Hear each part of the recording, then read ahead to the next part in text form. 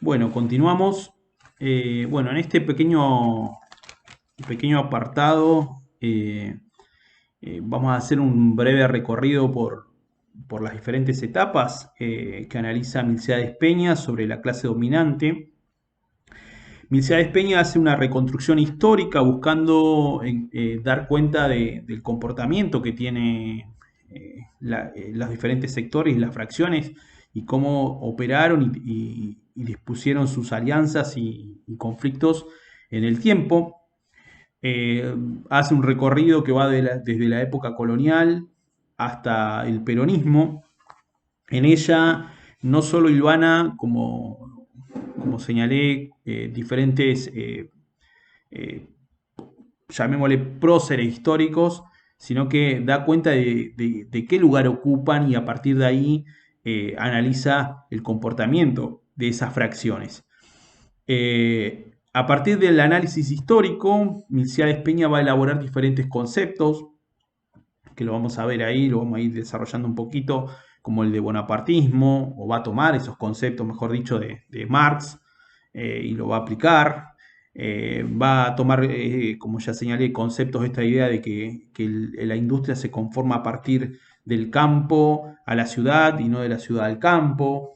Eh, Va a construir la idea de cómo se fue constituyendo un proyecto hegemónico nacional a partir de las diferentes oligarquías en una determinada tiempo histórico, bajo qué intereses se constituyó esa idea y qué sector fue el que lo impulsó.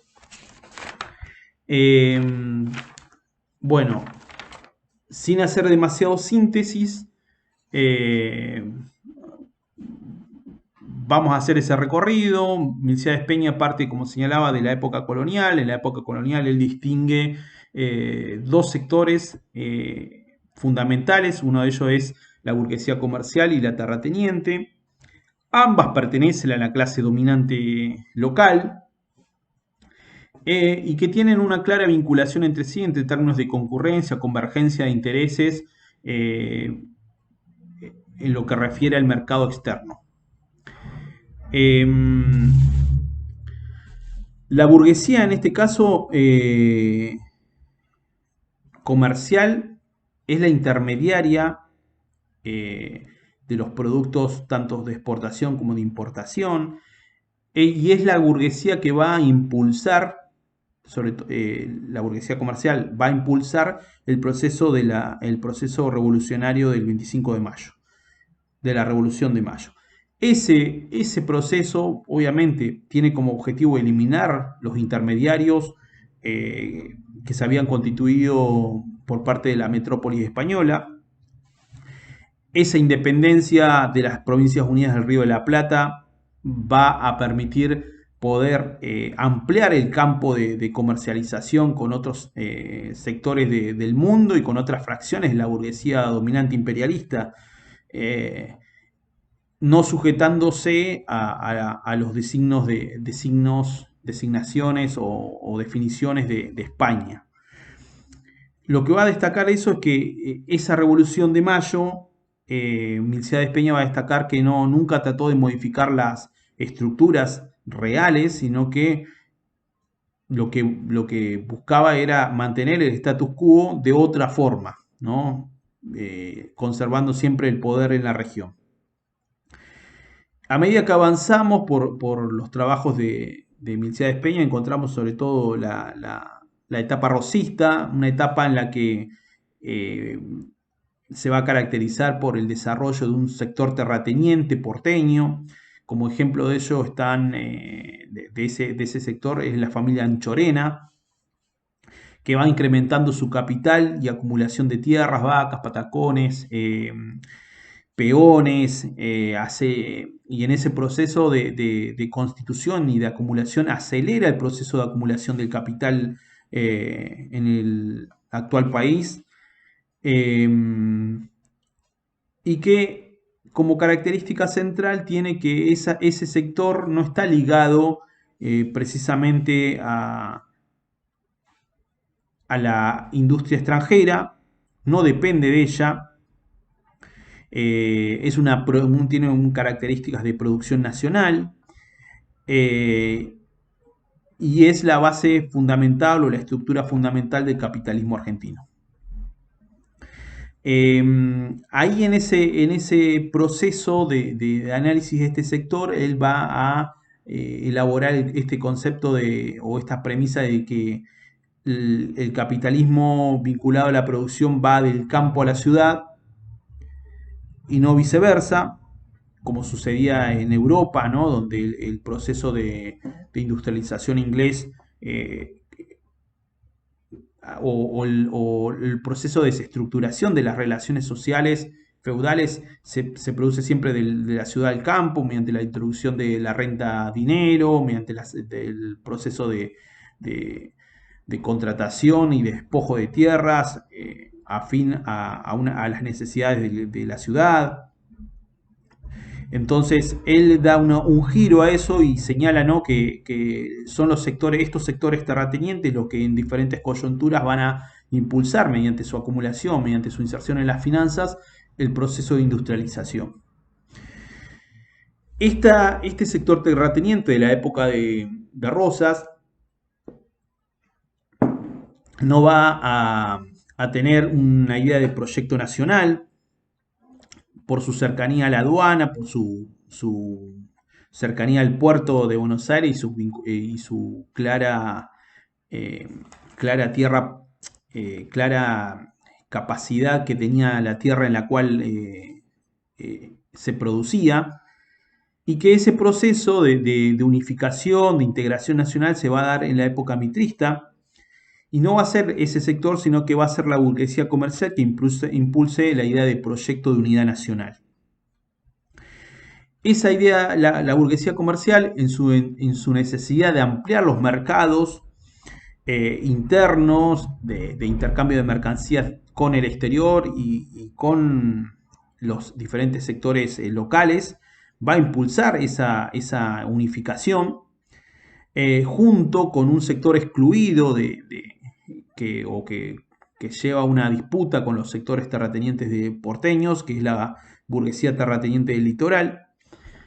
Esta burguesía terrateniente del litoral se va a asociar a la burguesía comercial y van a llevar a la constitución de un proyecto mucho más amplio de lo que venía formulándose. Milciades Peña va a destacar como algo fundamental la batalla de Pavón. La batalla de Pavón para él es un quiebre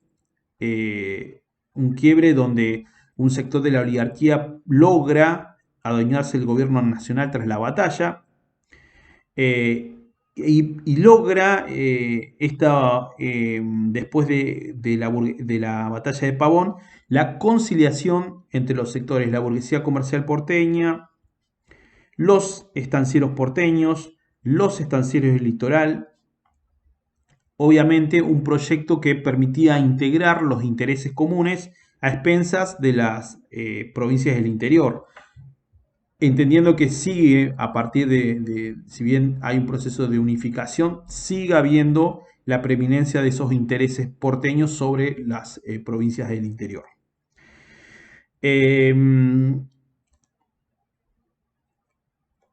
Peña va a destacar, obviamente, que hubo una suboligarquía mitrista, ¿no?, en ese conflicto de que Mitre procura desprenderse del resto también a partir también a pesar de haber logrado el triunfo, con su candidato, en este caso Elizalde, que procura lograr seguir conservando ciertos intereses de ese subgrupo, pero obviamente dice que el conjunto de las oligarquías no lo acompañan, de los sectores de las fracciones comerciales y ganaderas no van a acompañar a este proyecto, y ahí es donde se va a imponer, en este caso, Sarmiento.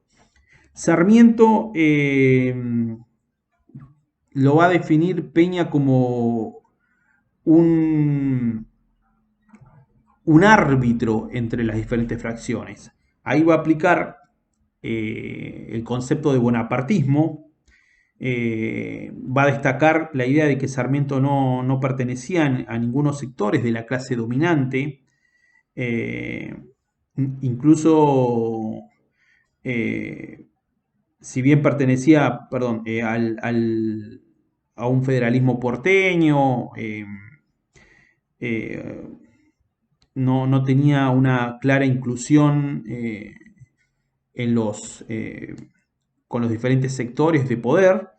Entonces, su lugar va a ocupar, va a ser fundamental en términos de articulación entre las provincias y Buenos Aires, entre los estancieros y la burguesía comercial. Eh,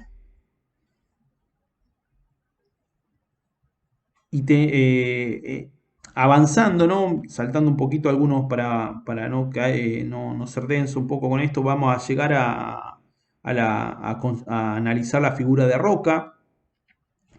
Roca, eh, sabemos que es un dirigente que es del interior, pero que va a subsumir esa pertenencia a los intereses porteños. Va a construir todo un edificio, es la cima de la consolidación de ese proyecto común y de unidad nacional, pero donde Peña va a afirmar que va a continuar, por más que él sea del interior, va a continuar primando los intereses de los terratenientes porteños. Eh, eh, la, la, el proyecto se constituye como hegemónico, destaca en términos de que se configura ahí una verdadera oligarquía nacional. El Estado ocupa un rol fundamental en tanto que constituye a la clase oligárquica, como la clase oligárquica constituye al Estado. Hay una dinámica entre uno y otro, sin uno no funcionaría el otro. Eh, y es un Roca como político de la oligarquía porteña, eh, va a poder distribuir ciertos cargos a, y va a poder acordar o lograr el acuerdo de diferentes fracciones a fin de consolidar un proyecto común. Ese proyecto común tiene algo fundamental en términos de que eh, tiene algo fundamental o una variable central que hace al acuerdo. Esa variable es la expansión territorial. La expansión territorial tanto hacia el sur como hacia el norte, hacia las dos campañas, ya la campaña del Desierto y la campaña del Chaco, va a promover cierto acuerdo, va a permitir descomprimir los conflictos en términos que hay ganancia, existe la posibilidad de lograr cierta ganancia común entre todas las fracciones. Eh, y eso va a permitir, obviamente, articular los intereses regionales y expandir la economía en forma extensiva y no intensiva. Eso va a ser uno de los análisis que va a realizar Peña en este apartado histórico. También va a dar cuenta en ese intermedio de los gobiernos de Roca a la figura de Juárez Selman, ¿no? Juárez Selman es un político, si no me equivoco, tucumano, un presidente, uno de los pocos presidentes, perdón, tucumano no, cordobés, uno de los pocos presidentes cordobeses que fueron parte de la dirección del país y que Juárez Selman, en este caso, pertenecía a la suboligarquía, a un sector de la suboligarquía financiera, un intermediario con el capital imperialista y que hubo una etapa de afluentes de capitales y que frente a la crisis que se sucede en 1890, los diferentes sectores de la oligarquía van a generar un desplazamiento de ese sector. Eh,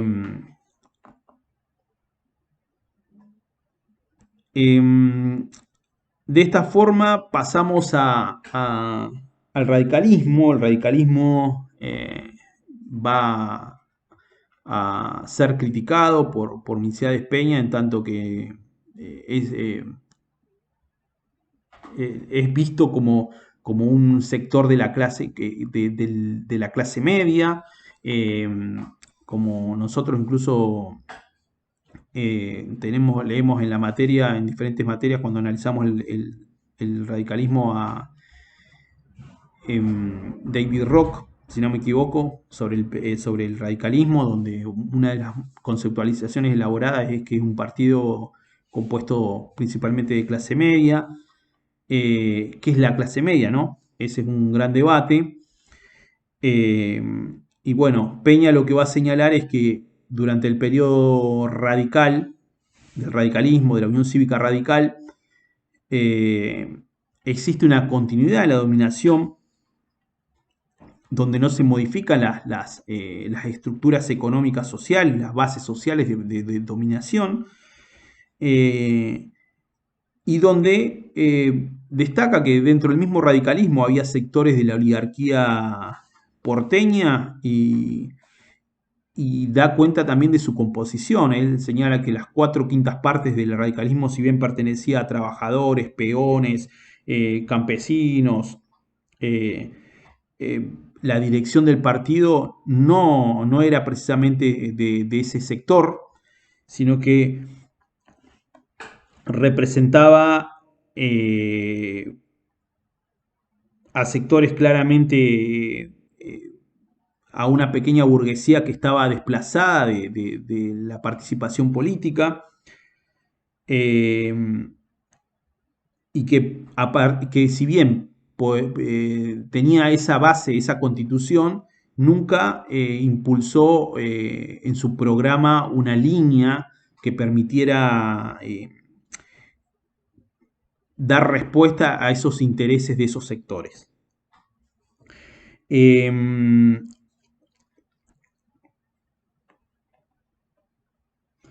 él afirma claramente esta idea. Todos votaban por radicalismo, pero la Unión Cívica Radical no representaba a todos, ni todos controlaban la Unión Cívica Radical. El núcleo esencial y dirigente del partido, el que determinaba la política efectiva y desprendía de sus propios medios ministros y altos funcionarios, estaba imbricado en la clase dominante. Formaba parte de esa clase dominante. Bueno, eso es una de las críticas fundamentales. También nos sirve para contraponer muchos de los conceptos de este autor que señalé, que es David Rock, incluso Roy Ora también trabaja un poco esta premisa de clase media que está muy discutida y analizada últimamente. Es más, ha trabajado la clase media en términos de constitución. Adamowski la ha trabajado en términos de constitución de un imaginario, de una construcción que se da a lo largo del tiempo y que en cierta forma como idea existe, pero en términos, si analizamos en términos estructural, hace ruido. Eh, y está bueno que también se introduzcan a esos debates. La, bueno, en términos sabemos que el radicalismo impulsó diferentes políticas estatales. Esas políticas estatales, Milcea Peña señala que forma parte de una coyuntura mundial y no un programa político. ¿Qué quiere decir eso? Es que son acciones que devienen más de la disputa internacional que se venía dando y donde el Estado argentino asume, la clase dominante en el Estado argentino asume un posicionamiento, y por eso se dan estas políticas que parecen tienen o poseen un aspecto progre, ¿no? Un aspecto estatista. Milciades va a señalar que la disputa entre Estados Unidos y los ingleses va a llevar a que el Estado argentino, en vez de entregar toda la exploración y los pozos petroleros que se puedan encontrar a la Standard Oil norteamericana, va a promover la estatización del mismo y la constitución de YPF en el periodo sobre todo de Alvear. Eso forma parte de una disputa imperialista donde el capital inglés va a presionar para que se dé de esa manera. Eh,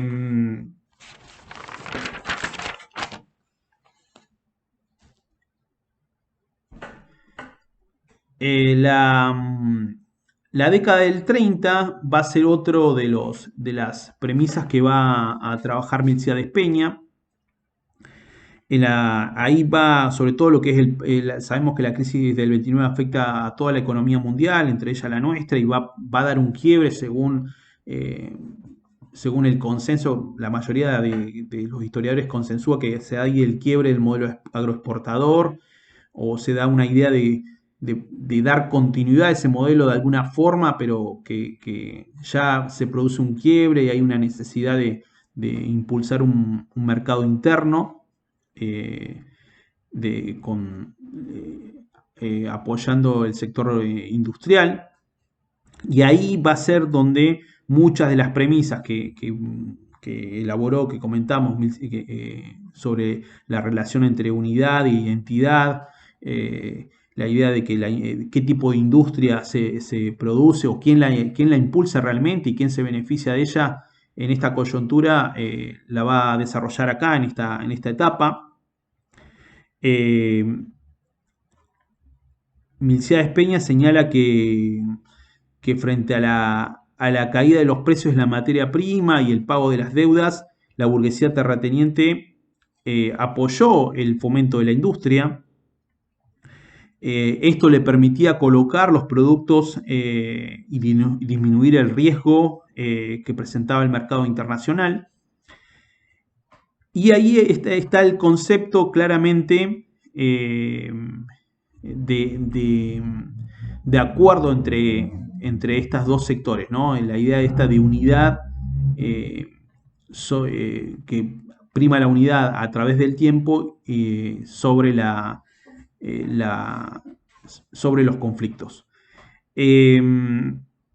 Entonces, el crecimiento industrial para Milcíades Peña implicaba, obviamente, es funcional a los intereses de la burguesía terrateniente. Hay una clara necesidad, entendiendo que el proceso de industrialización son de bienes de consumo y no de bienes de capital. No hay un incremento en esta idea no hay un incremento de la composición orgánica de este capital, en el sentido de que es productor de bienes de capital, sino de bienes de consumo, bienes de carácter agrícola, que no compiten con el mercado externo. Bueno, ese desarrollo Milcíades Peña sobre todo lo va a proponer en esta época, en esta etapa histórica.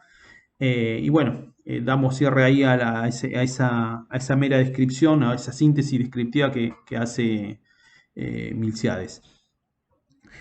A modo de cierre, bueno, la idea, es necesario siempre interpretar, sobre todo con los textos que tenemos, que les di para que puedan leer, y que lo voy a comentar en el próximo video. Es tomar las premisas de Milcíades Peña, esta idea, por ejemplo, de la unidad no es sinónimo de identidad, la identidad entre industriales y terratenientes no siempre hay una identidad común de intereses, sino que puede haber conflictos, pero son coyunturales, y donde prima la unidad en términos de que los dos comparten algo fundamental, o una unidad fundamental de la cual se parte es la gran productividad que tiene la tierra de nuestro país, y donde la producción tanto industrial como agrícola está claramente inserta en la renta diferencial de la tierra.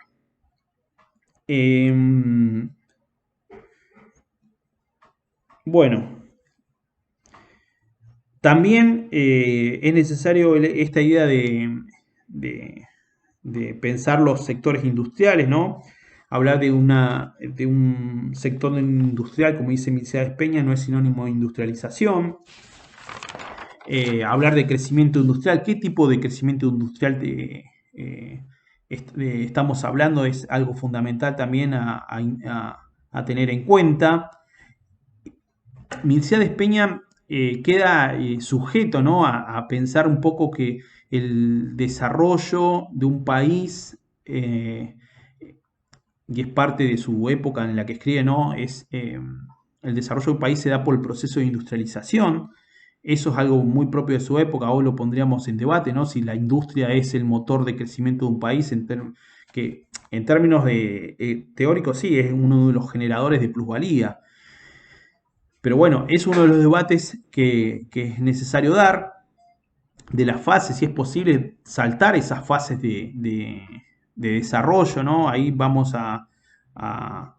le subo una filmina para entender una fase, cómo fue dándose esta, o cómo podemos plantear diferentes fases de desarrollo, ¿no? Y qué lugar ocupa nuestro país, ¿no? Pensemos que el desarrollo, pensando, ¿no? En los países centrales, cómo fueron desarrollándose, tenemos a Gran Bretaña produciendo en su primera etapa bienes de consumo, en su segunda etapa de desarrollo industrial tenemos bienes de capital, ¿no? Metalúrgica, siderúrgica, en su tercera etapa encontramos otras cuestiones relacionadas a otros países, ¿no? Que empieza a desarrollar otro tipo de tecnología, la mecánica, la nanotecnología, el desarrollo de, de la, de la genética también. Entonces, hay ciertas etapas donde, si uno lo plantea de forma lineal, el desarrollo de un país va impulsando ciertas características, ciertas etapas que nuestro país, ¿en qué lugar se ubica? Esa es la pregunta. ¿Qué somos? Productores de materia prima. Bueno, esa etapa agregamos valor o tenemos un sistema industrial, pero ¿qué? De materia, de bienes de consumo. ¿Es posible saltar una etapa industrial de bienes de capital? Bueno, ¿es necesario o podemos directamente saltar una etapa de investigación y desarrollo en nanotecnología o de desarrollo genético que modifique, por ejemplo, nos posicione en otro lugar en el mundo? Bueno, todos esos debates es necesario plantearlo. Obviamente, Mircea de Peña, como señalaba, es parte de una época, es parte de una premisa donde el desarrollo de un país está arraigado a la idea de crecimiento industrial, donde la industria realmente impulsora de esto es la que produce bienes de capital, incrementa la productividad, incrementa la composición orgánica del capital, produce medios de producción y no bienes de consumo. Bueno, en ese debate es donde Milcea Peña se posiciona para hacer toda una serie de críticas a la clase dominante y el lugar que ocupa dentro del sistema capitalista.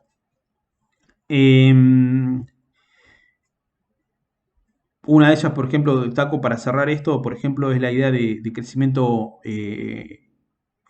cuantitativo y cualitativo, que el crecimiento cuantitativo no precisamente, cuantitativo en términos de cantidad, no precisamente implica un desarrollo para el país, sino que tiene que haber cierto incremento cualitativo en la calidad y en la composición de ese producto que tiende a elaborarse. Sobre esto, Mircea de Peña va a elaborar una frase muy clara y muy conocida, donde señala: la instalación de algunas fábricas en un país que carecía de fábricas no significa que ese país se industrialice. Del mismo modo que un grupo de árboles trasplantados a una planicie no constituye una selva. Bueno, cerrando con esto, continuamos con Sábato, con el trabajo de Sábato, donde analiza la clase dominante argentina, o un sector de la clase dominante, mejor dicho, entre un periodo concreto que va a ser de 1880 a 1914. Ese periodo, hago paréntesis, Sábato es mucho más contemporáneo. Sábato formó parte del gobierno de Raúl Alfonsín como funcionario.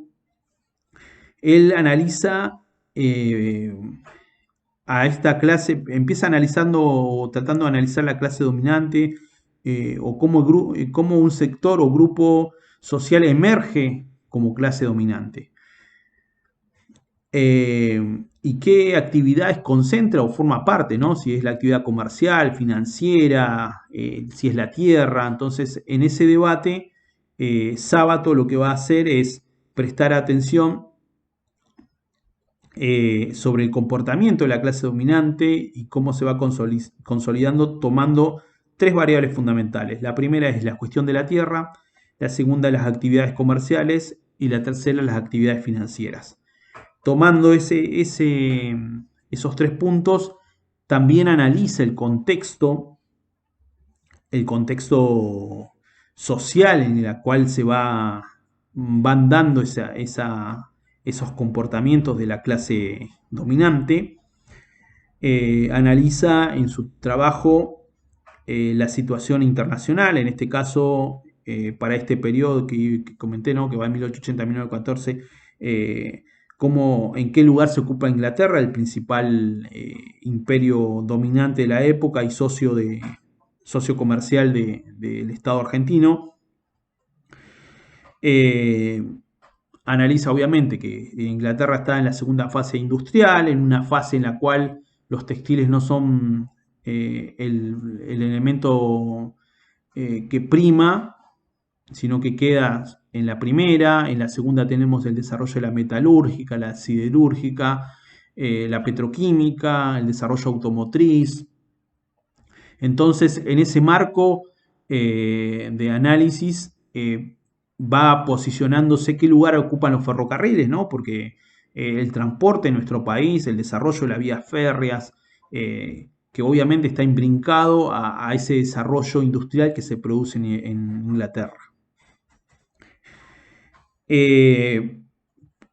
Además de analizar la situación internacional, también analiza la situación interna del país, las ventajas comparativas que tiene nuestro país. Ahí aparece nuevamente el concepto de renta diferencial que ya estuvimos trabajando con David Ricardo, ¿no? Esa renta diferencial que ofreció, ¿no? Por la pampa húmeda, y el lugar cuando se produce cuando es posible lograr esa unificación. Obviamente se da después las guerras civiles, esto también lo comenta Sábato.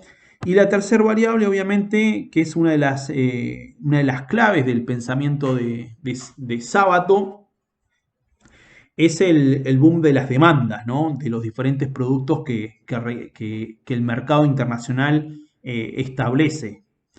Ya sea el cuero, el tasajo, el ganado en pie, la lana. Entonces, todas esas diferentes demandas va a marcar diferentes ciclos de expansión y contracción, y esos ciclos, en ese proceso de ciclos, la clase dominante va a adaptar ciertas características o cierto posicionamiento y estrategia, y eso va a ser lo más destacado de su trabajo. En esos procesos de ciclos de expansión y contracción del mercado, Milciades Peña va a señalar que las economías centrales provocaban un ajuste en la economía, en nuestras economías, y que ese ajuste hacía que nosotros debamos recurrir a ciertos productos y no a otros, y hacía imposible en ese sentido pensar a largo plazo determinada producción. Por otro lado, analiza en ese proceso de ciclos de expansión y contracción, como destacaba, el comportamiento flexible, ¿no? Del sector empresario, ¿no? De que no asumir esquemas rígidos a largo plazo, y donde las crisis cíclicas son algo fundamental para analizar el desarrollo de la clase dominante en esta época. En ese análisis de boom de demandas, de contracción, de concentración, de expansión, Sábato va a analizar o va a destacar tres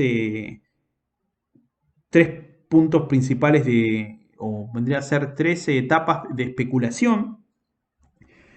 Especulación que tiene que ver con las inversiones que se dan en nuestro país también. Una de ellas es la del ferrocarril. Junto con el ferrocarril, obviamente, está la especulación de tierras y cédulas hipotecarias, donde el capital inglés introducía o podía lograr esas ganancias, y de acuerdo con ello también introducía los bienes que necesitaba vendernos. Otro Otro ciclo de especulación fue la consolidación de la agricultura cerealera en Buenos Aires. Ella se da a partir de 1890, donde también el capital extranjero, frente a la necesidad de cierto producto, eh, hacía ese proceso de inversión o de préstamos. Y la tercera tiene que ver con el refinamiento de la ganadería y el frigorífico, ¿no? Esos tres momentos son tres momentos de especulación o de ciclos que va a claramente impactar en nuestro país y donde la clase dominante va a asumir un rol claramente de apuesta, ¿no? A ese tipo de comercio, finanza y también de dispersar los riesgos que pueda ocasionar invertir o producir en otra área que no sea esa.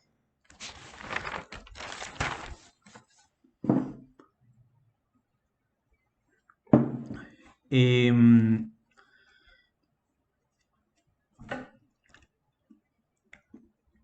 entonces, este comportamiento de reacomodación, de oportunidades a las coyunturas internacionales, el Sábato sobre esto va a afirmar que va a generar, si bien va a generar un desarrollo del capitalismo en nuestro país, también va a generar un estancamiento del mismo.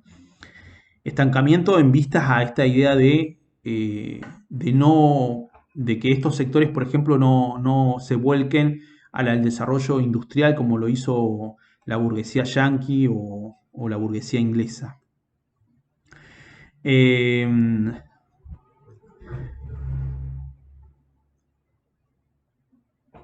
y entiende, ¿no?, que estos ciclos de manejo comercial y financiero permitieron impulsar un tipo de desarrollo productivo específico, ¿no?, para una economía capitalista periférica específica. No se da en todas las circunstancias y esto da cuenta en parte, ¿no?, de por qué hay una mirada a veces nostálgica, ¿no?, de que, por ejemplo, la Buenos Aires como la París de América Latina, donde hay una gran avance y desarrollo. Por ejemplo, fue una de las primeras ciudades que tuvo subtes y hoy es una de las más estancadas en este sentido de desarrollo, de avance de kilómetros en subtes.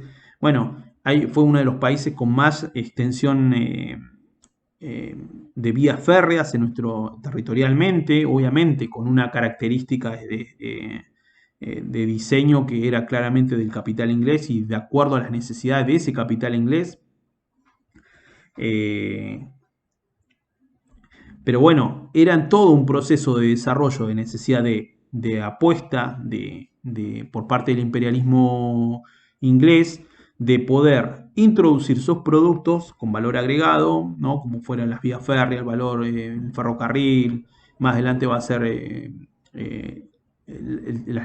bueno, también van a ser las locomotoras, los puertos, los frigoríficos, son todo forman parte de una etapa de desarrollo de esa industria de los países centrales que va canalizándose y va a diagramar la política económica de nuestro país y en ese caso de nuestra clase dominante que se va a adaptar a esa coyuntura y a esa posibilidad que le ofrece el empresariado de otras partes del mundo, ¿no?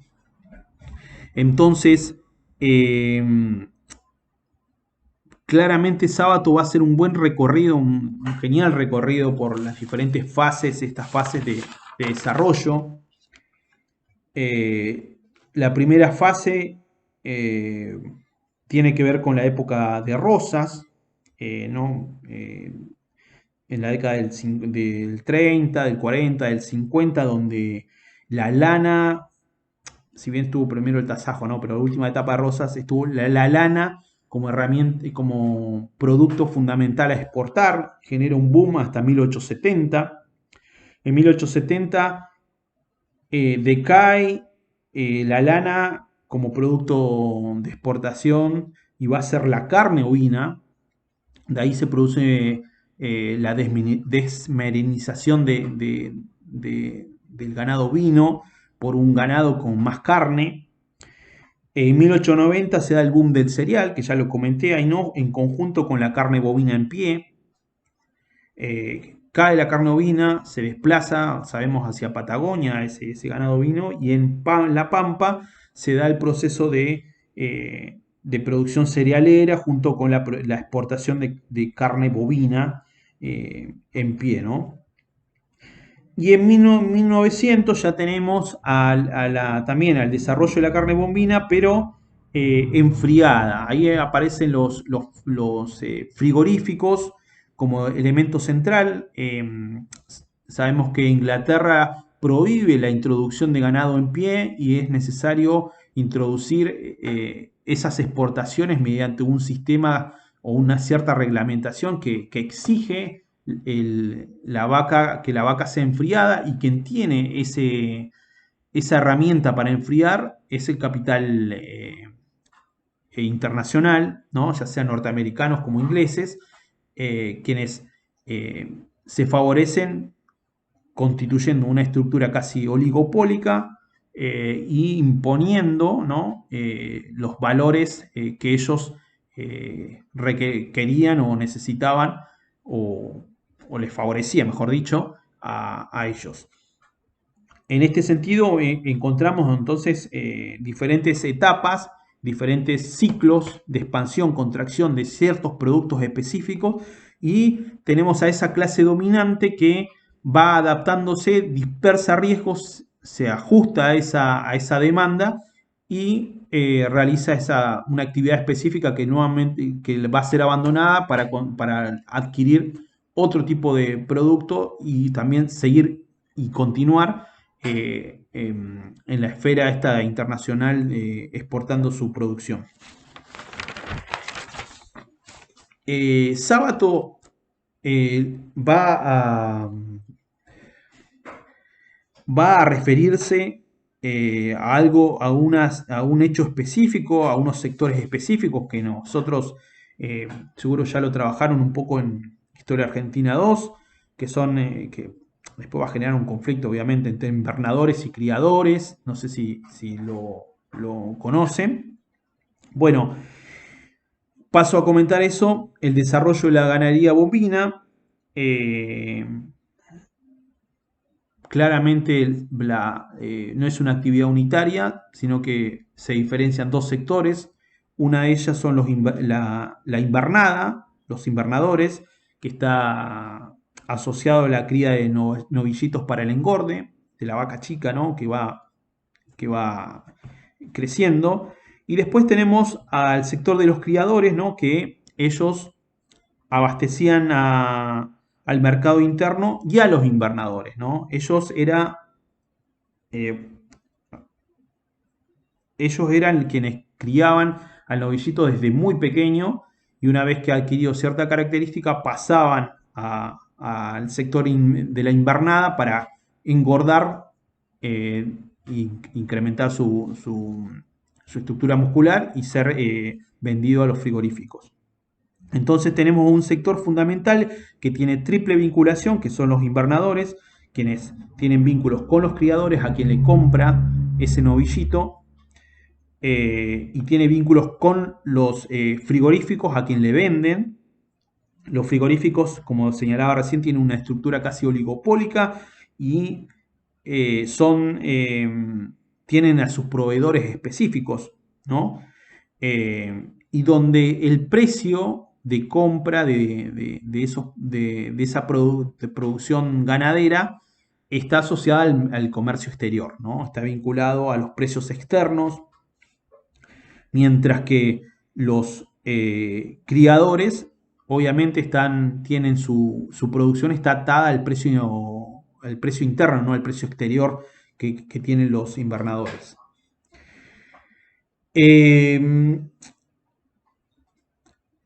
Esta clase, este sector, esta fracción, ¿no? de invernadores la que más se distingue en el desarrollo de Sábato, ¿no? Eh, Él hace una caracterización de la misma, entendiendo que las mismas no necesitan inversiones fijas, y actúan más como comerciante que como productor, ¿no? Y ahí hace una frase, elabora una frase célebre en la cual dice: ser terrateniente no bastaba para pertenecer a la clase dominante, el eje de dominación pasaba por otros mecanismos. En este caso, ¿no?, los vínculos con el capital internacional, en este caso los frigoríficos, la característica adaptativa que tenían, porque en el caso de fluctuar los mercados, de la carne no tenga los valores necesarios o rentables, se vinculaban más, se trasladaban a otra actividad, como puede ser la agricultura, o a alquilar las tierras que tenían ellos en posesión, ¿no? A ese proceso a esos dos procesos, tanto de la producción agrícola como el alquiler de esa tierra o tenencia de esa tierra a otros agricultores o otros productores, hacían que siempre tengan la factibilidad de acomodarse y de ser flexibles y disipar totalmente los riesgos. Entonces, la formulación principal que va a encontrar Sábato ahí es que mucha tierra y poco capital es la formulación principal del campo pampeano, y donde hay un proceso de desestimulación de las inversiones fijas por parte eh, del criador, ¿no? Y se promueve la extensividad como herramienta fundamental del, de la ganancia por parte de los sectores invernaderos.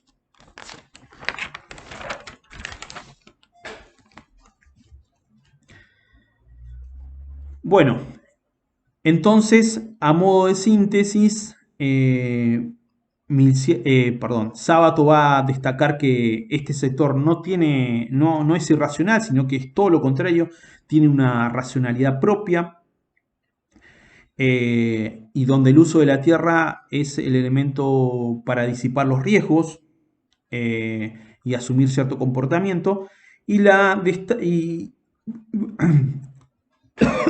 y va a afirmar que la burguesía terrateniente tiene como característica de clase la diversificación y la multiimplantación, ya sea en el comercio, el agro, las finanzas o la industria. Es una clase que procura implantarse en diferentes actividades para disipar el riesgo, y tiene una lógica comercial y financiera que prima sobre una lógica de productor.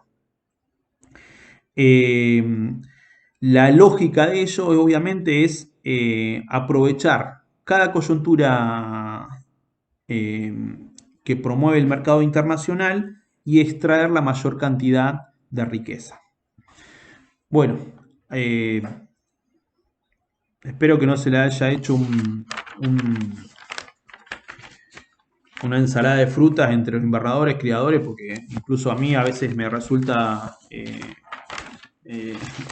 confuso por momentos de tanto hablar con él, tanto hablar de ellos.